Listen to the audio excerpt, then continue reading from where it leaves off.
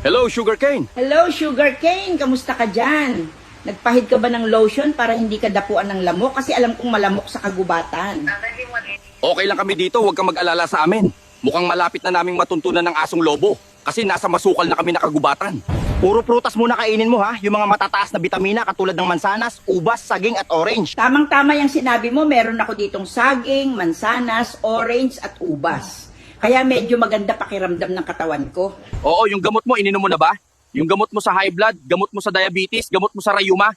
Huwag mong kalimutan i-take yun ha. Oo, lahat ng gamot nakahanda na para inumin ko. Sige na, mag-iingat kayo dyan, iuwi mo yung 50 million ha, para marami akong mabiling prutas.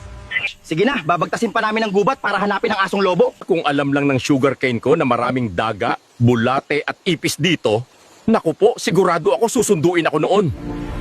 Tara na, maging mapagmasid. Bilisan ng mata. Huwag padalos-dalos ng galaw. Nakakaamoy ako ng mapanghe, mabaho at masamang ugali ng mga tao dito. Malapit sila sa atin, hanapin natin sila. Baka banta rin sila sa aking anak. Ngayon lang ako nakaamoy ng ganitong klaseng tao. Kailangan mabilis natin mahanap ang taong ito. Sir, nakita na namin ang asong lobo. Hindi isa, kundi 3 sila.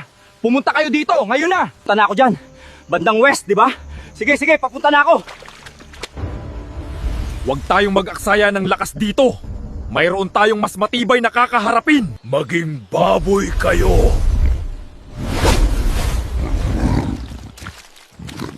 Tara na, umalis na tayo. Hayaan na natin sila. Tumakbo na kayo mga baboy. Siya yung naamoy kong kakaiba. Mga kasama, mag-ingat tayo sa kanya. Papuputukan ko kayo! Masyadong masama itong taong ito. Hindi ko alam kung tatalab ba ang parusa ko. Mapanganib siya. Maging baboy ka.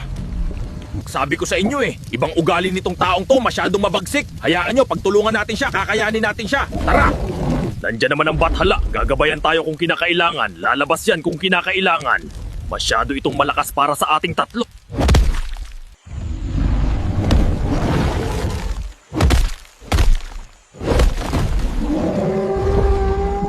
Tumayo ka dyan!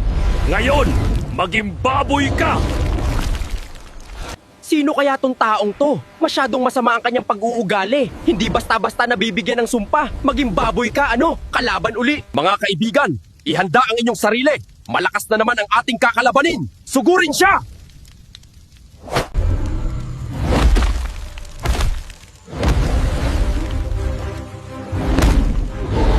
Maraming salamat sa tulong mga bathala. Hinang-hina na talaga kaming 3. Butit dumadating kayo kapag tinatawag namin kayo. Ngayon na, maging baboy ka!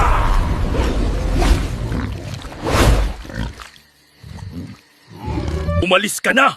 Huwag ka nang babalik!